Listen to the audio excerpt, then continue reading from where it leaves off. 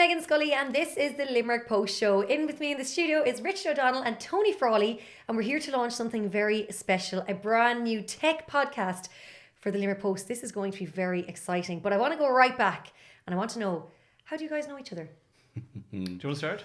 I don't mind. Yeah, I suppose probably going back 3 years now at this stage, I'd say, Richard. We met by chance, actually. We were working at the time with a non-profit based in Limerick City.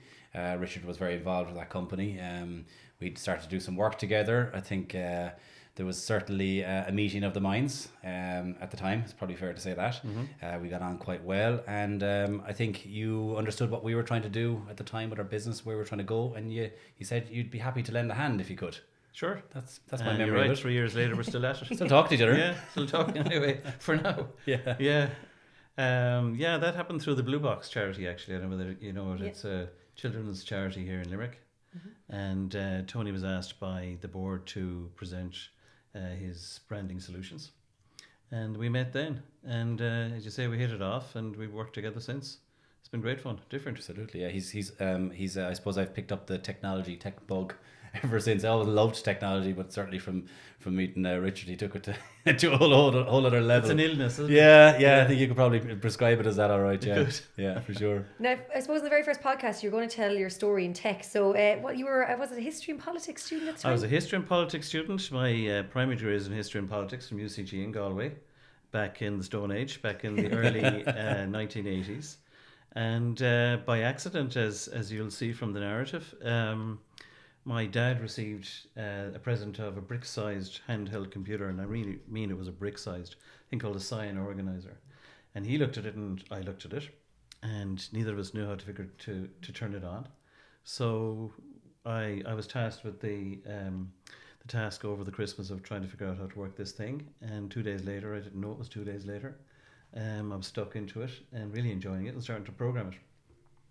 And then my interest in history and politics really went down the drain, which I continued to do. I got my degree, but most of the time I spent in the computer room just banging away on computers.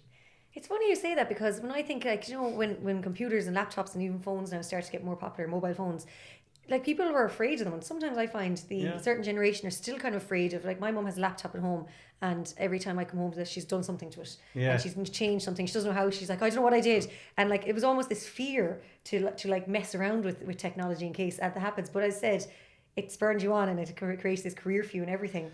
Yeah, it wasn't a fear, and it never was for me. It was a pure fascination. It's an interesting thing when you're a computer programmer like I am or was, that the biggest thrill is when you design a program that actually works. Mm. So I started with Analog Devices in Raheen, still there, yeah. Great company. And they'd ask you to do a program that might do something to do with orders. And you design it, and you program it, you'd code it, and after about a week, then you'd do what was called run the program.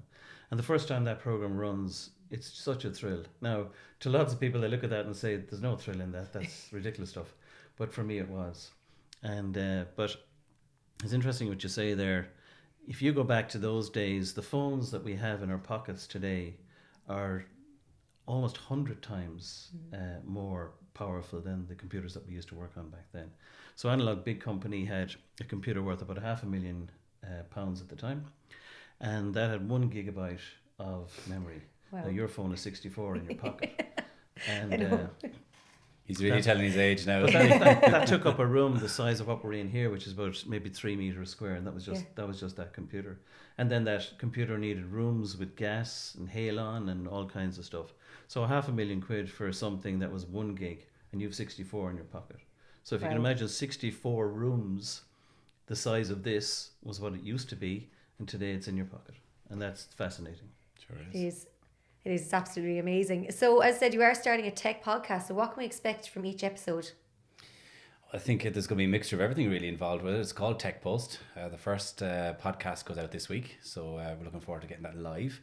I think we're going to be talking about how businesses are using and embracing technology. I certainly see it in the line of work that I'm involved in, that tech is at the very core of how companies are helping to differentiate themselves, how they're allowing themselves to scale, how they're using it to get access to talent, globally, and not restricting them in terms of their office location. I think we're going to talk about the latest gadgets as well, Richard. There's Sure. so much coming at us out there. I mean, you certainly are the gadget king anyway, that's for Gadget sure. nuts. Yeah. It's not just gadgets. I mean, on top of that, we'll invite in weekly an entrepreneur or somebody running a business. And we'll do, I don't know whether you're aware of a BBC program called Desert Island Discs. It's around for years. And essentially they take the business person out of their comfort zone and they ask them questions, in that case, to do with music. But I think what we're going to do is ask questions to do with technology and the gadgets that perhaps they have in their pocket again. On top of that, then, as you rightly say, we'll talk about the gadgets I think that we have that might be relevant to people. Sure. I mean, I think for me, looking at technology, you know, when I went back to college, you know, I'm not embarrassed to say there was no mobile phones when I started college. That was the late 90s. We actually, when I went into That's why I like hanging around with you. Oh, I know. I feel young. I tell you what, when I started college, we thought we were cool. We had pagers at the time. Yeah. Would you believe that? You'd actually get paged and you'd go to the public telephone to ring and it was just one of the lads seeing where you're going out that night. That's how it started for us. We had no mobiles. And even I remember when I started working for Smurfit Kappa when I left college, we had to go back into the office to check our emails. You know, since then, that's the early noughties. Technology has just moved so fast. Yeah.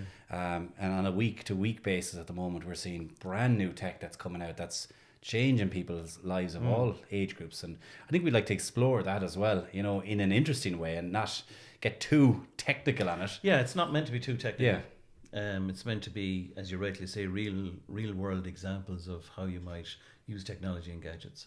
Sure. I think everyone wants to know about the latest gadgets. It's kind of a thing, isn't it? It's like everyone's constantly wanting the latest iPhone and the latest smartware and something that's like Alexa now has taken over the world. Yeah. I go into my friends' houses and everyone's like, Alexa, do this, Alexa, do that. And I'm like, what? This is, for me, I'm like, it's so fascinating to think that we're talking to this little device. Yeah. It's in the corner of our house and it's able to change music and do so much for us. So Yeah. as you said, it is moving so fast. Like Yes. I just keep wondering what is next, because like how far can we go? And do you have any That's a good fears question, about that? Do you like the idea that there's a gadget sitting on your table at home, which is silent, of course, until you say, "Hey Yeah. Alexa, do something." I mean, there's a groundswell against it at the moment to do with voice activated gadgets because people feel they're listening in.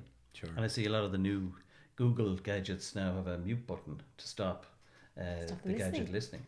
Wow, that is fascinating. I know people did say that, oh, your phone's always listening to you and you'll talk about something, then you turn on Facebook and then that ad will be popping up. Yeah. So that does, sometimes I'm like, oh. Yeah. But then it does also kind of, as I said, does fascinate me as well, because to think that we're moving at such a fast pace. And I think Limerick is an amazing place for entrepreneurs, for tech. Like we see some young people now coming up through the ranks, and I have been hosting the iBuy events in Limerick and the regional ones as well. So I'm getting to meet some of these young guys and girls who are developing these apps and this technology. And it, again, as I said, it just blows my mind. You know what I love about Limerick? I mean, I'm born and raised in Limerick, worked abroad for years, came back here, started a company, and we know about all that stuff. But Limerick is quietly doing stuff always for generations. We're not blowing about it. And I really like that. I like people like Tony in his business there, who goes about his business every day. He's doing extremely good things, very successful stuff on a global scale. I'm starting to blush. But now. but you only half know about Tony because he's not there every day blowing about it. And I really like that. We mentioned Analog Devices before. That company started with about 500 people back in the 70s. I mean, the 70s is what now, 50 years ago. And they're still producing microchips, thousands of people, all day, every day, doing really good business. But you don't know a lot about them. Sure, yeah. And I Yeah. think I like that a lot. I like almost the privacy of that. I think if it was in another city, they'd be boasting about it all day, every day. But I think Limerick I quietly think you're is spot on. quietly Yeah, confident. I would agree with you. And like Megan, you know, you're interacting with all of these young companies coming through. I'm seeing it as well across so many different industries in Limerick at the moment, and sectors, I should say, that are doing huge things internationally. And some of them are really utilising technology and are developing incredible technologies that are going to make a huge difference in this world. And well, maybe it has traditionally been that Limerick thing that we're, you know, that we stay below the parapet a little bit, and we don't shout about how good we are at what we do. And I think it's definitely time to change that. Yeah. For sure. And I think some of the entrepreneurs that we'll hopefully interview over the next couple of months are going to tell their stories about what they're doing, because we're out there in the market and we're seeing what these guys are up to at the moment, and it's seriously It's really exciting It times, really is, isn't yeah, it? Yeah. for sure. Well, yeah, it's even brilliant to think like we can record podcasts here and they can go out all over the world Yeah. because of technology. In moments. It's brilliant. It's absolutely fascinating as well. And I have to ask this one question now, and I want to ask both of you. What is your favourite piece of technology and why? Oh, that's a good question. And I suppose the answer for me, I have to preface it, is today or last week. That's a really good question. For me, I'm a gadgetaholic. Yeah. It's funny, I was chatting to a pal of mine lately, and he said, I went to buy a gadget because he wanted to treat himself, but he's nothing left to buy. Okay, isn't so that terrible? wow. He's got he's got before Kindles. I don't know why he needs 4. Each Probably 'cause he's got generation. bored each generation, or he loses them usually. But isn't that kind of where it is with an awful lot of people, I think, and kids in my family, or my sons indeed, they're in the same boat. So what happens is it becomes disposable, because for 6 months I've got this new Samsung Galaxy, and that's great, and then they get bored after 6 months and they upgrade again. But I think there's a difficulty though. If you think about phones in the last while, we talked about this before. What's new in a phone? Very little now in smartphones. Okay, they're nowadays, getting yeah. bigger. which Camera is really so the- what? Cameras, kind of so what. Memory? Memory, plenty of that anyway. Nicer screens that have better resolution, yeah. But there's been no sea change, I think, within the telephone. They've probably world taken for it. a long I think time. they've probably taken it as far as they can for now. I think. Yeah. In terms of how they look at that, it's very different to come up with something that's radically innovative. Maybe look biometrics and maybe things like that. I don't know, but I mean, for me, in terms of technology, it's actually an easier answer for me. Hands down, it would be my Sonos music system.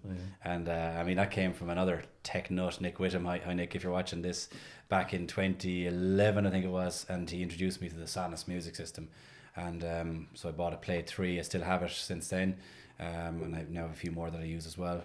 I introduced it to my father. He's got 6 or 7 of them dotted around the Wow. house. I know you use them too, I so have 3 of them because of you. because of Yeah. me. So yeah, I just think Sonos is just the Super bee's stuff. knees, yeah, when it comes to tech, yeah. Wow, it's absolutely incredible. And I cannot wait to listen to all the podcasts now. And we're going to great guests, great topics, and of course, gadgets. And then closer to Christmas as well, I'm sure you'll be telling us what we should be getting. Yeah, and I think Richard's talked about wearing his Santa suit for that. Brilliant. Yeah, One as I well, always so- wear a Santa suit. Yeah. It's extra special. And you're one of the dwarves. Oh, great! I walked into that one. Or the donkey in the manger. Oh, even better. Thanks, Richard. We can do a dress up for every podcast. Yeah, well, maybe that could be an idea. Yeah. Richard and Tony, thank you so much for chatting to the Very Liverpool welcome. Show. Thanks. And of course, Tech Post launches this week, This this Thursday. Thursday. Very excited. I cannot wait to hear the very first one. Thanks for your time. Thank you. Thank you very much.